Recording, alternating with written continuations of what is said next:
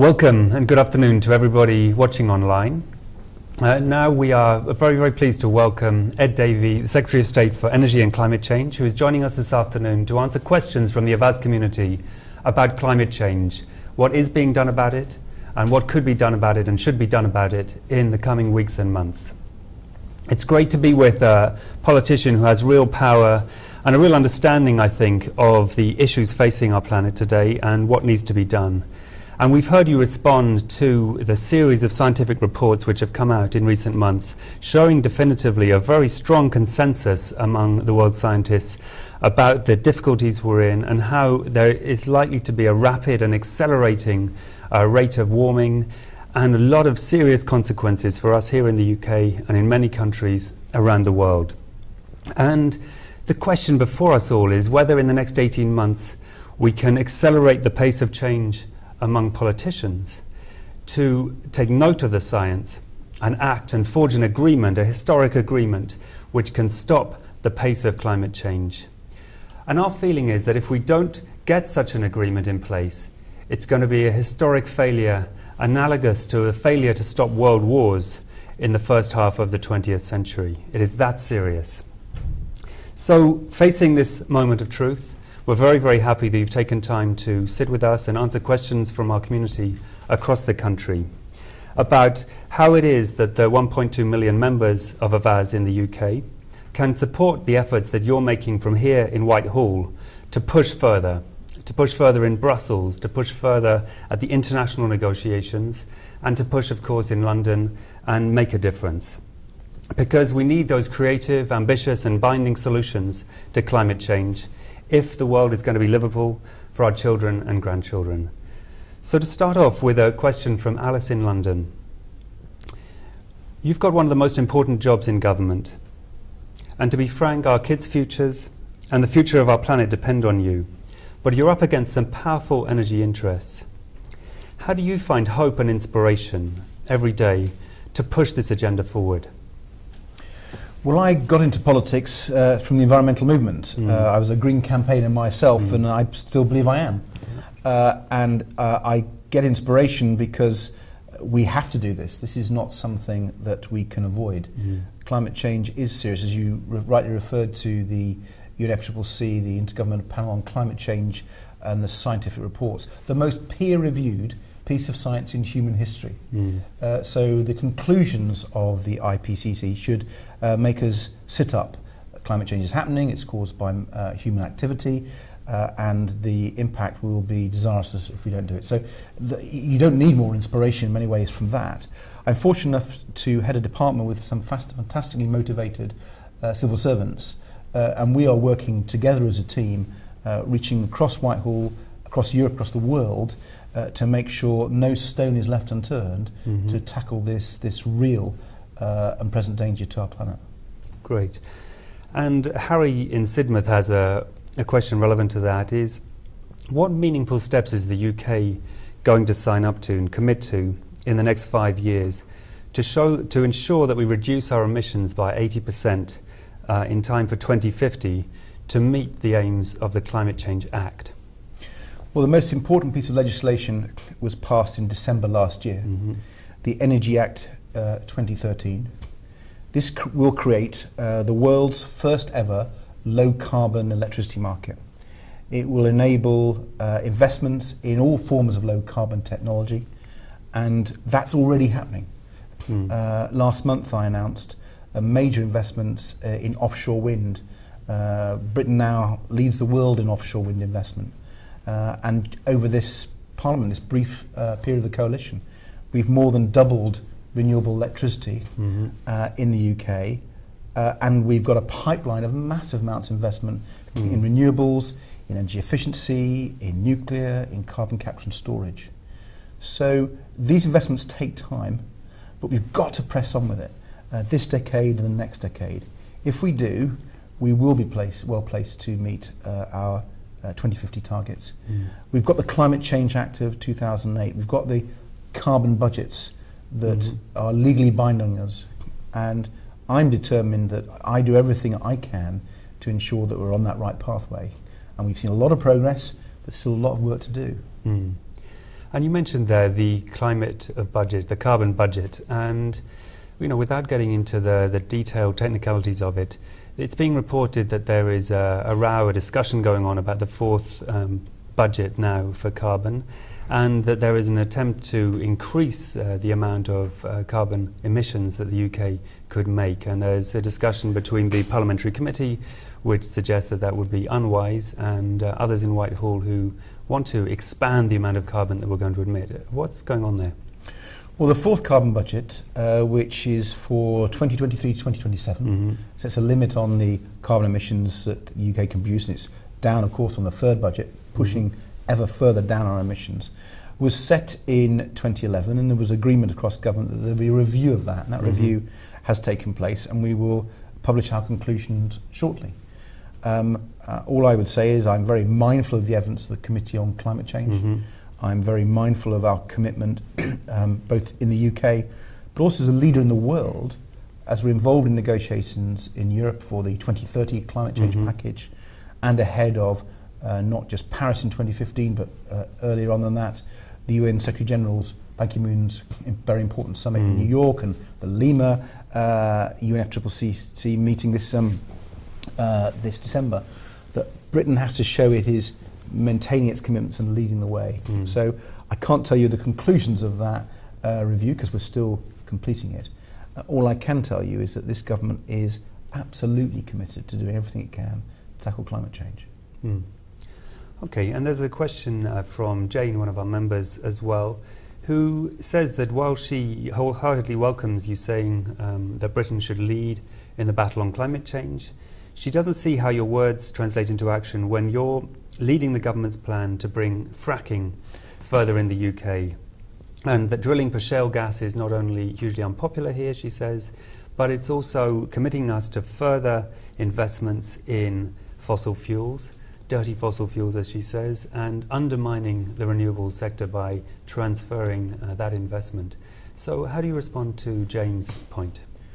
Well, I understand her concerns, but I would ask her to read the Intergovernmental Panel on Climate Change report, the third working group's report, when it looks at the role that shale gas, and indeed natural gas, as a fossil fuel, will play over the next 2 or 3 decades. Because what the scientists are telling us, the climate change scientists, is the key challenge is to get rid of coal from our system. Coal is twice as dirty as gas. It is the biggest contributor to climate change, and we have to get rid of that from our system, from our power generation. And to do that, of course, we need lots of investment in renewables. We're doing that. We need lots of investment in energy efficiency. We're doing that too, and other low carbon technologies. But we are clear, and we have been for some time, in our carbon plan in showing how we're going to meet our 2050 target, that gas will have a role to play this decade and next decade. And if we can get carbon capture and storage to work, which we are spending a huge amount of money, it can help us tackle climate change in the decades beyond that as well. So you don't just listen to me and our analysis, which shows that gas has a role to play over the next few decades as we replace coal. Listen to the climate change scientists. So that's why we've considered this. We have put in place the toughest environmental protections imaginable. We really have gone to town on that, quite rightly too. I've been insisting that we have tough environmental regulations. And I commissioned a report by our chief scientist to look at the climate change impact of shale gas exploitation in the UK. And at the moment, we're shipping quite a lot of gas from the other side of the world. And shale gas would displace that in our energy mix as we replace coal. So our scientists, the analysis showed that actually this could benefit in the short and medium term our approach to tackling climate change. But in no way must it reduce the investment in renewables, energy efficiency and other low carbon. And that is happening. And we just need to see in this wider picture over this long period the role that gas will have to play. Okay. And that brings us partly on, I think, some scepticism among the many members who asked about fracking is whether the government's agenda is driven by the scientific reports you talked about just then on fracking and other energy technologies, or is driven by something beyond. So Catherine, for example, among several people, asked how much pressure you personally feel from representatives of big business to minimize the efforts to tackle climate change and to diverge from the science. Well, if you look at what we've agreed, the world's first ever low carbon electricity market legislation passed, major investments in energy efficiency, more than doubling of renewable electricity, a huge pipeline of low carbon investment, major involvement, and we come to this later, I hope, in the European negotiations on 2030, the UN negotiations on climate change, where Britain is seen as a leader, not just in the UK, but helping other countries to tackle climate change, particularly poorer countries. I think no one can doubt our efforts. When it comes to shale gas, I can only repeat, look what the climate change scientists say. The critical challenge for climate change in the next decade and a half is getting rid of coal. We absolutely have to do that. That's what the reports show. And gas has a role to play bridging from where we are now to where we need to be. Okay, thank you. You've anticipated we are coming on to the EU. And around the turn of the year, you were very active putting open letters together with ministers in other countries, forging new groupings in the EU to kind of champion more assertive and long-term ambitious policies on climate change. And you went on the record several times as well with ambitious statements about 50% cuts in carbon emissions by 2030, etc. And Avaaz members at the same time, we were very active in many parts of the EU, galvanizing our members and working with our members to rain down messages on many European commissioners and your counterparts in many other countries. But it's a long game, the EU, as we know, and we still have many more months of this year, I think, potentially to work on this further. And so India, a member of ours from Newton Abbot, had a question saying that the EU has delayed its final decision on carbon cuts for 2030, but the suggestion on the table, which as you know is 40% cuts from the European Commission, is too low. Scientists say a minimum of 50% is required. How are you going to make sure that the EU achieves that ambitious level? Well, first of all, one of the reasons I was very keen to do this webinar with Avaaz was because of the way your members have been contributing and helping and campaigning, and I want to encourage them to keep doing that. Give me a hard time, give all government ministers a hard time. You're a part of a very important movement. But to answer the question specifically, I mean, we have made real progress in Europe in the last year and a half. In February 2013, I set up something I call the Green Growth Group to get the ambitious member states in the EU together to agree to cutting our carbon emissions by ambitious amounts. We, I think, influenced the Commission's paper, which was published in January this year. That talks about a greenhouse gas emission reduction target for the EU of reducing it by 40%. And we in the UK want to go further. But it was a real struggle getting the EU to agree to 40%. But it's domestic activity, so that means we could do more working with other countries. It means that if we get an international deal in Paris 2015, we can go further as part of that deal. That's the UK's position. But I think we are working very hard to make sure we can get all the EU to sign up to the 40%. And the Green Growth Group commitment is to at least 40%. And if you read the Commission's paper, the door is open to going further. But we still have to get the deal in the EU at 40%. So building on the consensus we got in 50 member states who joined the Green Growth Group in the end, I've been working with the Central and Eastern European countries who've been less keen on this agenda in recent years. Last week I was in Prague and Budapest talking to my Czech and Hungarian counterparts. We are working very hard to create a deal where Central and Eastern European countries who've been more sceptical about this agenda to get them to sign up. And I particularly need to persuade our Polish colleagues who want the right to continue to burn lots of coal, unabated coal, coal without carbon capture and storage. And of course that would drive a coach and horses through a 2030 package. Yeah. So there is still work to do. It does take time, but the European Council in March, the heads of state of, of the European Union agreed in March that we would take a decision by this October. Yeah. So the next few months will be intensive, and all I can urge people watching, the whole Avaaz community, is the next 5 months is the critical time to get Europe to do at least 40%. I would like to go further, the UK wants to go further, but let's get there, and then we'll persuade other countries like the US, like China, like India and so on to go further, so we can get to Paris at the end of 2015 ready to do a deal. That's right, and we'll talk about the Paris process in a moment as well. But just coming to the EU, so we've got from now, beginning of June, until the end of October, roughly, is the window. But of course it's a window where many people are talking about the EU being in a period of introspection, drama, difficulty. There's also going to be a changing of the guard of a lot of key personnel, not just in the Parliament after the elections of last week, but key personnel in the European Commission. So do you really think that the EU will be able to stick to that timetable and come up with the type of deal which you recommended? And do you have specific thoughts of what the Avaaz movement and other allies who we're working with might do to help push that along? I think we can do it, but I'm not going to underestimate the challenges and difficulties. In a funny sort of way, President Putin of Russia may have helped, we will see. He's put the issue of Europe's energy security on the map, which is part of the wider energy debate. And energy security, if you're living in Central and Eastern Europe, is probably more real and more tangible.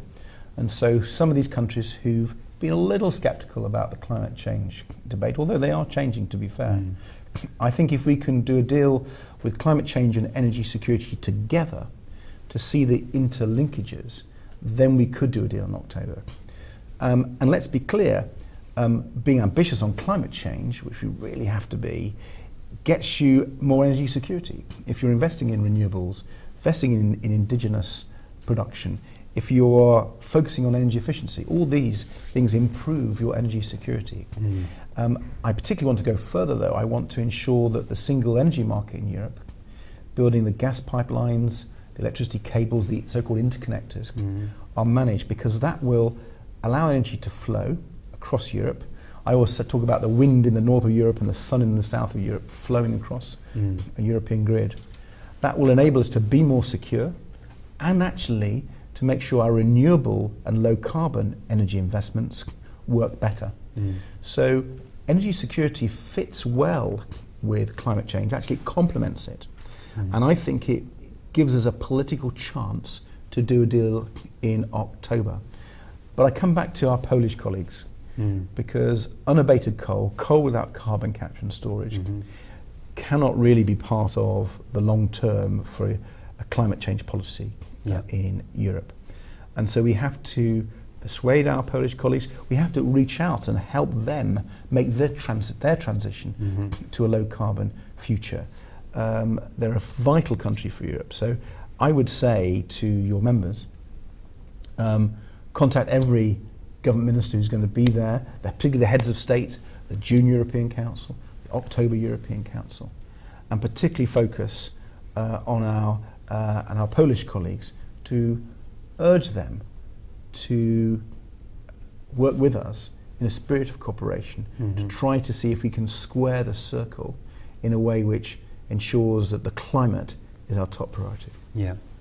I mean, you mentioned the Russian-Ukraine situation, and I know that's also going to be discussed this week in Brussels among the G7 leaders who are meeting there, but I feel we won't go into that in detail today. But I want to point out that it's not just Poland which is still digging and burning coal. It's also several countries. I mean, we are still using coal, but also, unfortunately, the German government is expanding open-cast brown coal mines and planning a series of more use of coal as part of their energy mix. So the situation is a bit broader, and Avaaz members are looking at it, not just Poland and those other Visegrad countries, but a broad sweep. And there was a member, Will from Bath, who works in the renewables sector, who had a question about why, as part of the current package for the EU, renewables targets for national targets for individual EU countries aren't part of that. It seems puzzling that we would have these quite ambitious carbon dioxide reduction plans, but not, unlike the current situation, have country by country renewables targets as part of our way to meet that part of the transition. Can you explain that? Yeah. First, on the coal point you made, we need to reform Europe's carbon market. If we get a higher carbon price, as the UK has been pushing for some time, that will really make a big difference on coal. And we've been pushing that here in the UK, and we want that to happen in Europe. But let me talk about the renewables target. It's a really important question. In the 2020 package, which was agreed in 2008, there were 3 targets.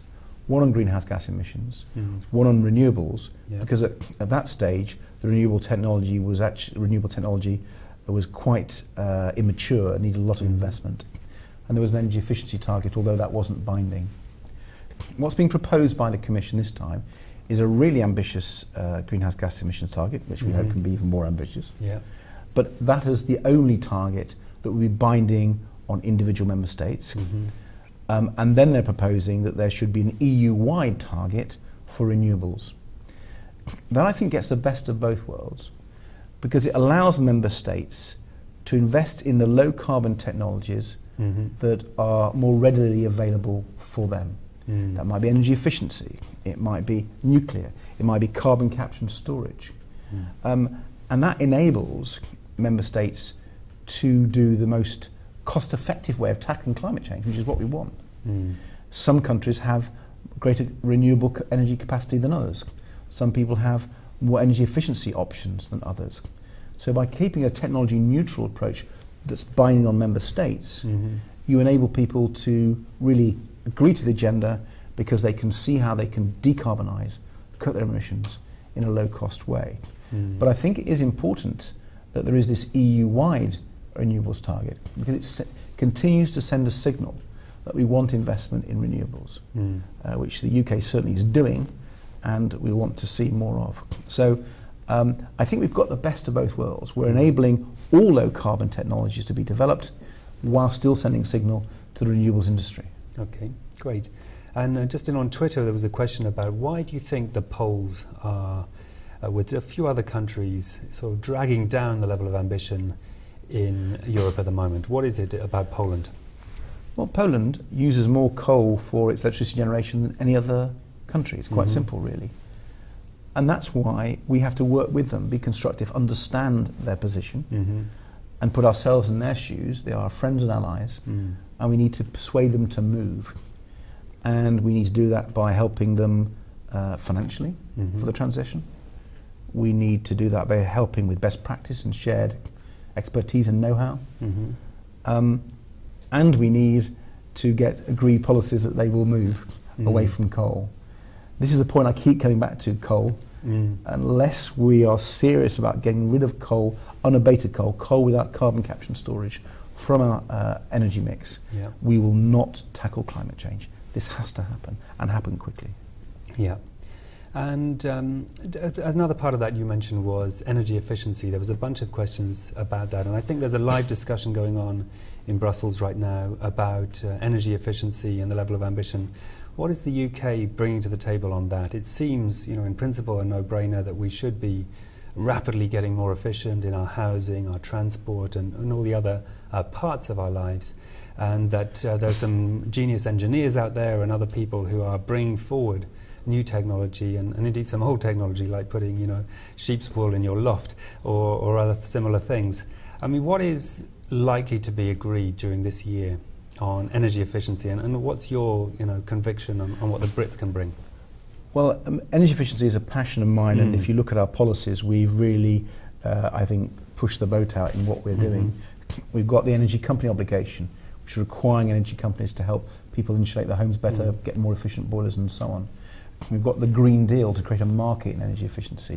We've implemented the product standards from the EU to drive appliances to be more efficient. We've got smart meters rolling out this decade to help people, give them the information so they can be more energy efficient in their choices. We were introducing something called electricity demand reduction, a market incentive to increase the investment in energy efficiency. So we're doing a whole gamut of things to do this. I think the potential is huge. I'm not convinced we need a European target, however, because if you look at the European the Energy Efficiency Directive, which we willingly signed up to, that shows practical ways of dealing with this. And it's all, I come down to the practical ways. The greenhouse gas emission target signals that we've got to cut our emissions, whichever way is most practical for an individual country. So I do think there are some particular policy measures at the European level that we need to consider for energy efficiency. I would focus more on product standards. If you can get your products, your freezers, your fridges, your televisions and so on to be far more energy efficient than they are, and they are going in the right direction, but I think we've got room to go further, and I think that is the really big prize. And in a single market, in a global market, Europe can really lead the way there. Yeah. Okay, well that's certainly something to watch. And now coming on now to the Paris process, as you know very well, in roughly 18 months' time, at the end of next year, which is coming up frighteningly fast, considering how slowly some wheels can turn, the world's leaders will be sitting together in Paris to negotiate, hopefully, a deal on climate change. And if we don't get that deal, we're in real trouble. And so there are several questions about that, and I guess one has just come in by Twitter. Dan Cunningham has written that during this time when we've been sitting together this afternoon, you said, he says it's worrying that you mentioned if we get an international deal rather than when or that we will. So my first question on the back of that is, how hopeful are you that, unlike in Copenhagen a few years ago, we will see this historic, necessary, ambitious deal in Paris next year? Well, I'm a born optimist, so I am hopeful, but I'd be completely wrong of me to diminish the challenges. There are key building blocks. The EU 2030 package is a critical building block. I think if Europe ducks the climate change challenge, then I fear that we won't get the ambitious deal that we need. But of course it's not just Europe. Europe was ambitious before. In the past, we particularly saw the United States and China less ambitious. I'm far more hopeful that they will take action this time. Already you're hearing President Obama wanting his second term to have climate change action as a leitmotif. He's got his climate change action plan. We hear that he and the EPA, the Environment Protection Agency, are about to publish draft regulations to reduce the emissions from American coal power plants, again coal. That would be a critical step forward. He's working obviously with Secretary of State Kerry, who's been a real leader, I think, to move the American position, which I strongly welcome. He needs to be given all the support he can.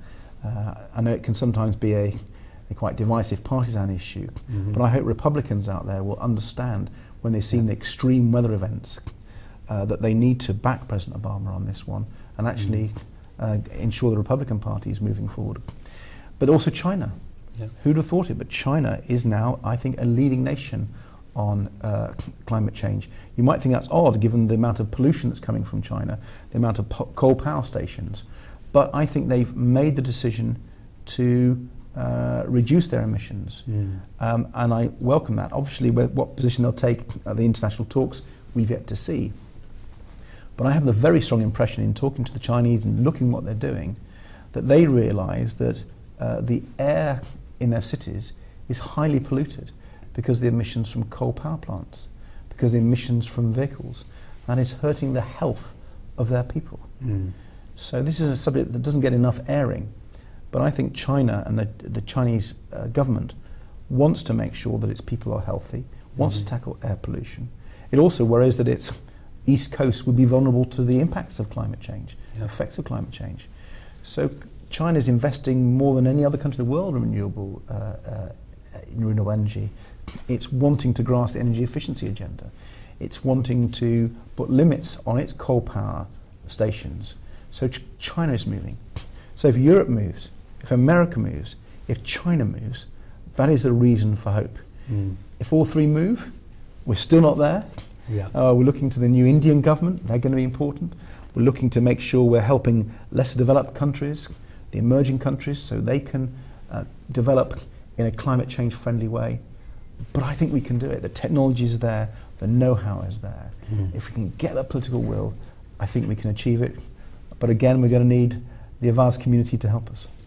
That's right, and we have members in all those countries you mentioned. It's a little hard for us to operate in China right now for certain reasons, but all the other places we will be very much present, and our members will be actively committed to forging a great deal and to pushing their leadership forward. But one of our questions from Helen in Swansea, in fact, was how can the international community, the people who get this agenda, deal with the blockers, the leaders which really don't want to come to Paris, get their pen out of their pocket and sign? How is it possible to corral those others? Because it is a consensus process there, and how can that really work? It's hugely difficult. We have seen over a number of years now, people get their expectations up. They think the next UNFCCC summit will solve it, and it doesn't. Yeah. And so their hopes have been dashed, and I think people have got cynical, they've got sceptical whether it can ever be achieved. Because there are industry interests out there, and there are countries who most represent those interests who have not, shall we say, been very constructive in the negotiations. And with a number of countries we've got to get agreement with, it is a challenge. Yeah. But I can only repeat what I said just now. If Europe can grasp the nettle, if America and President Obama leads as they look like they're going to do, China gets their act together, I think there is a possibility. Now, the naysayers, if you like, they may well try to put barriers in the way. They may well try to scupper this process. But if we can get the political momentum, then I think we can overcome those barriers. It's one of the reasons why I think the UN Secretary General, Ban Ki-moon, should get great credit for calling this meeting in New York at the UN General Assembly, in the fringes of the UN General Assembly, this coming September.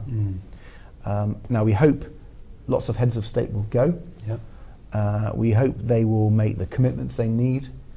And it's important to understand why he's done this. One of the reasons why Copenhagen floundered was because the heads of state flew in for a very short period, tried to do a deal, and it was all too difficult. It was so many of them. This was a sort of new exercise, and it just didn't work. And what we hope to do now, and with Ban Ki-moon's leadership hopefully will succeed, is get the political momentum much earlier on. Get the heads of state in New York this September to say, we want this done. You go away and sort out the details. And if we can get some strong statements from the heads of state, I think that will help give us a political momentum. So to go into Lima, in Peru in December this year, we can have another big step forward in the path to Paris. So yes, it's challenging, but I think we're better organised than we've been ever before. We see a way forward in a way which we didn't before, and leading countries are moving in the right direction in a way they never did before. So there are very many grounds of optimism. So it's worth keeping the pressure on, campaigning, and okay, we've had setbacks in the past, but really reach for it this time. That's right, and so the Ban Ki-moon summit in about the third week of September, as you mentioned, in New York. I'm not sure if you're aware, but Avaaz, working with others in the Green Movement, we're planning to organise some pretty big marches in New York itself, in London, Paris, and several other cities around the world as a show that the public does care about this agenda, as the polls which your department has commissioned absolutely show. I think they're consistently showing that about 2/3 of the British public is concerned or very concerned about the impacts of climate change.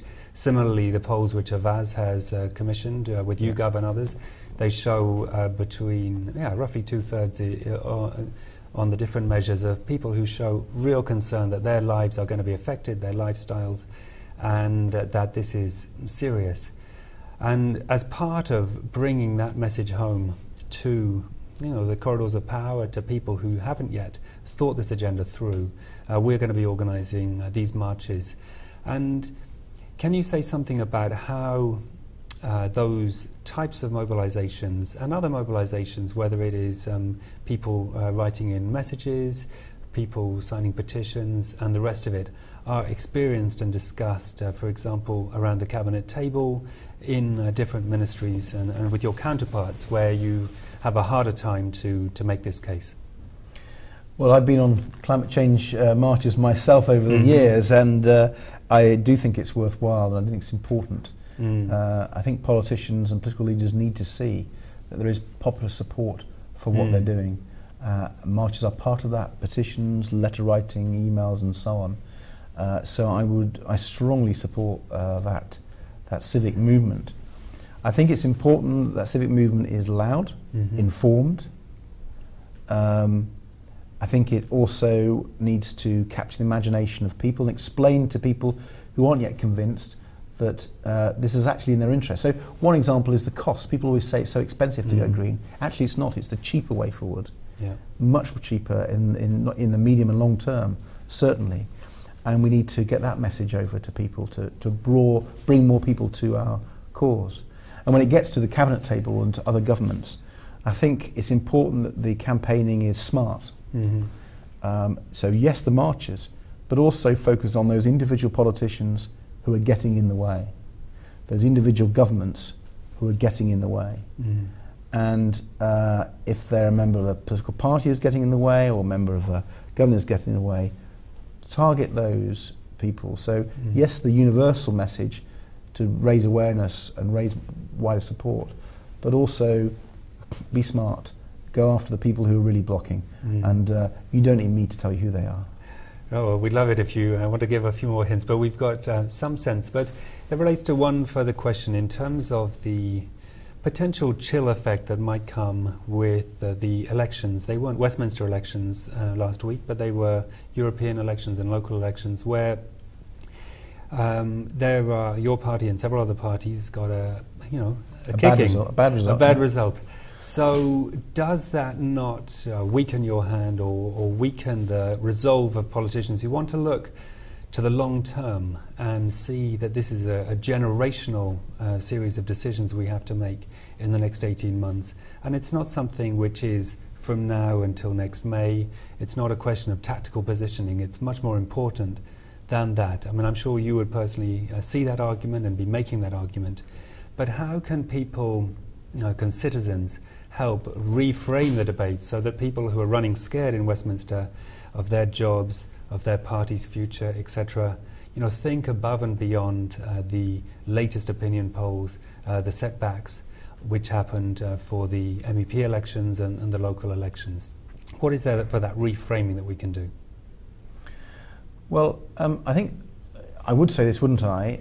I would hope the Avaaz community and the wider public, if climate change is a thing they do care about, is they do examine quite carefully the records of political parties and individual politicians and support those who have really been active and successful in this agenda.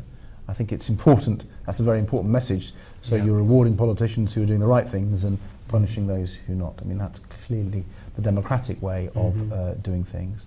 But I don't think the European elections had much to do with climate change. I wish that they had done.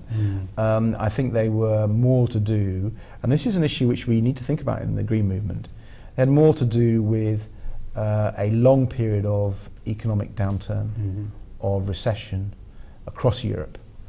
And it is not the first time when you've had economic recessions that the extreme parties who are rejecting the system get support. I also think, by the way, Europe needs to reform. I think that was a clear message as well.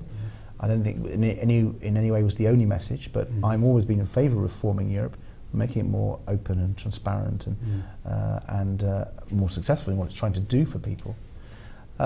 So I think we shouldn't lose heart in those elections, actually. We should understand the message, and we should ensure that we are speaking to that. I do believe that if you're tackling climate change, you are reforming the system. You are challenging vested interests. You are forcing governments to listen to the people. So I think climate change is one of those European areas where you'll get more public support.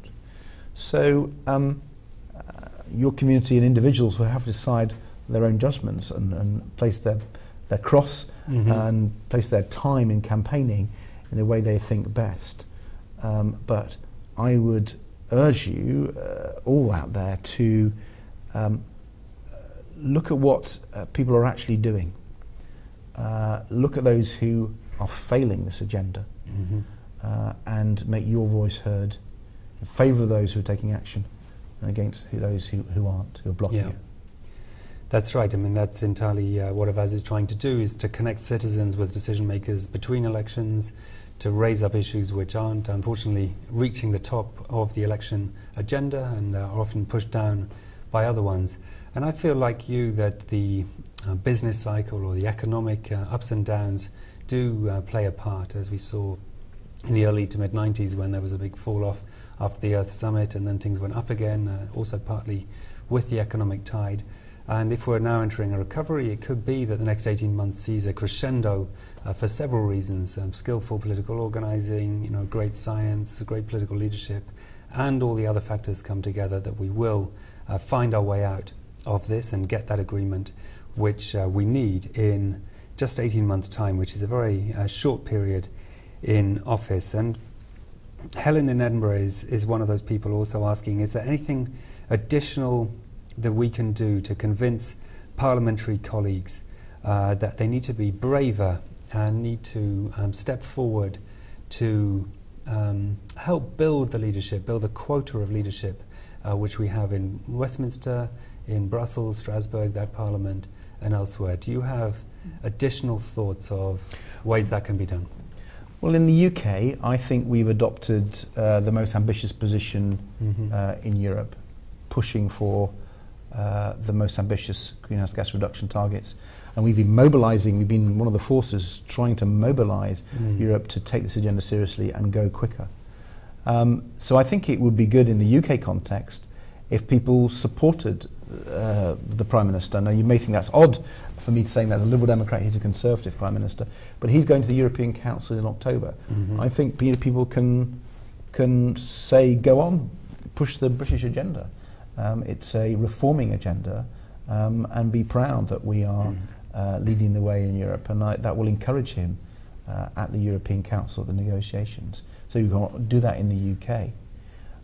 But I think broader field, and you are an international community, ahead of the October European Council, I think there are countries who, even if their government's supportive, they need to be encouraged to take a practical approach, but an ambitious approach. And then, of course, there are the countries who are less keen, and we need to find ways of reaching out to them. And I think often it's in campaigning. Certainly I felt this in my position. Maybe I have to be more diplomatic than some campaigners. But it is important to reach out and understand other people's position, so that therefore you can persuade them more effectively to make the move, to make the transition to a clean, green future. And so when we're campaigning in Poland or Central Eastern European countries, we've got to understand their challenges and help them think through how they're going to make this challenge, how they're going to make this change. Yeah. And we've had a question just in via Twitter from Rio, and Rio is asking, when can a date be set for fossil fuels being completely phased out? There's quite a bit of discussion around the Paris process. We talked about the UN process of setting a date beyond for 100% clean or 100% phase out. What are your thoughts on how ambitious and how fast we can get there? Well, ultimately, I'd like the climate change scientists to give advice on that. But if you read the recent work, their main focus is coal in the short to medium term. They see a role for some fossil fuels as we make the transition.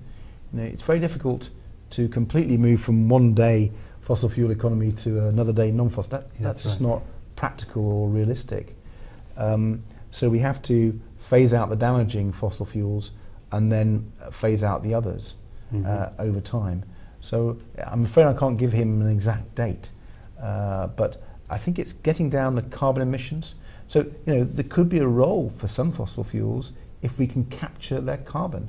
Carbon capture and storage is a very important low carbon technology, which we're investing huge amounts of money in, so that you could use coal or gas, but without any carbon emissions polluting our atmosphere and changing the climate. So there are different techniques that we have to think about as we tackle this change. So I hope my children will live to see a fossil fuel world, fossil fuel free world, I should say. But that's in some time to come. We've got a revolution which is going to take several decades. The green revolution doesn't happen in a day. We talk about years, in some cases decades. But to make that happen, we have to be determined and stubborn and push it every week, every month, every year. If we do that, we can achieve it. So just, and this is the second last question as we move towards the end of this great discussion we've been having. I just want to push you further on the fossil fuel phase out, because a lot of our members and a lot of people in the green movement, as you know, are excited about having a clear objective of 100% clean, or a clear timeline where we go not just to 80% phase out, but we go to 100% phase out. And at the same time, the carbon capture and storage technology, while promising at the moment, it requires a lot of energy to take the carbon out of the flues and out of the emissions, and so we're not yet seeing the benefits from that we would want. So is your advice, or your position at the moment, and your advice is that going for that ambitious 100% phase out is not something that you can associate yourself with on a timeline? Well, I think if we can meet in the UK the Climate Change Act targets of 80% by 2050, that will be very, very successful. And that's a politician talking about 35 years hence. For me to talk beyond that, I think would be even a little ambitious, even by my standards. So one has to do go for what is achievable, even if very ambitious. Look, I'm all in favour of targets. I'm all in favour of being ambitious. But we've got to actually get the billions of pounds, tens, hundreds of billions of pounds invested in the technologies, in the science to make this happen. So we've seen some fantastic things happen in recent years. The cost of solar plummets, come down. It's still got a long way to go, but it's really come down fast. Similarly with wind. Carbon capture and storage, you mentioned, we're investing an awful lot in it because we believe if the cost comes down, it will really help us tackle climate change. We're seeing lots of technological change. If we get energy storage, that would be another leap forward, energy storage in an affordable way. If we can see maybe some of the hydrogen technologies take off. So the practical, real-world way of transforming our world into a green world, into a low-carbon world, is going to require huge amounts of money invested in the next few years, the next few decades, to make this transformation. That's a practical thing. It's one of the things I've been focused on, to make sure we can, in the UK, build the world's first ever low-carbon electricity market, so we attract that massive investment. And if we can do that, then I think those targets of zero carbon, of a fossil fuel free world, will become realistic. But unless we make those investments now, it'll never happen. Thank you. And just want to end with one question. A member called Trudy from Darlington had a question, and if you could summarise it quite briefly in 2 or 3 sentences, that would be fantastic. What legacy would you like to have as your legacy from your term in office? How would you like to define that and have it written up in the history books?